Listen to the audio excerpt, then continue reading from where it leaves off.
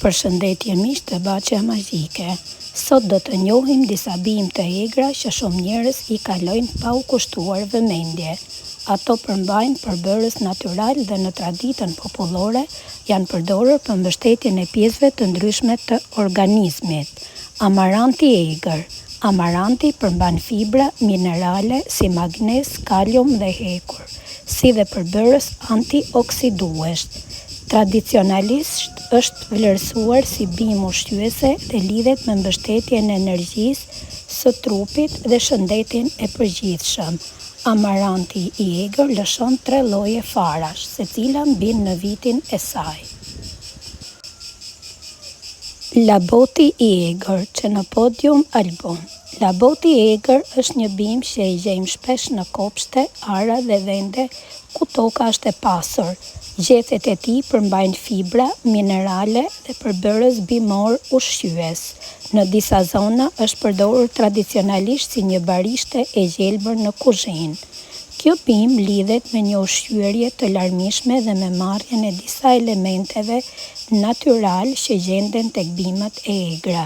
Është interesante të shohim se sa shumë bimë të vlefshme rriten vetë pranë nesh në natyrë dhe ne shpeshherë nuk ua dim vlerën atyre.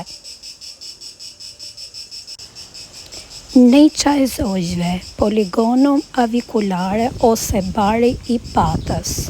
Neqa e zogjve është një bimë e vogël por shumë e përhapur. E dallojmë nga kërcelli i saj i shtrirë dhe qeset e vogla. Rritet pranë rrugicave, oborreve dhe tokave të punuara. Përmban përbërës bimor, natyral dhe mineral. Në traditën popullore është përdorur si bimë që lidhet me mirëqenien e aparatit urinar dhe me mbështetjen e organizmit. Është një nga ato bimë që shpesh kalohen pa u vënë re, por ka një histori interesante. Menta egër. Menta egër është një nga bimët më të bukura aromatike që gjejmë në natyrë. Aroma e saj vjen nga vajrat esencial që përmban, ndër të cilët edhe mentoli. Tradicionalisht është përdorur si çaj aromatik dhe lidhet me mbështetjen e tretjes, qetësimin e ndjesisë së fryrjes së stomakut dhe freskinë e frymarrjes. Përveç vlerave të saj, është edhe një bimë shumë e dashur për aromën që sjell në kopësht dhe në natyrë, që në kohët e hershme është mbledhur si bimë medicinale dhe ka qenë shumë e kërkuar për vlerat e saj. Mëllaga egër.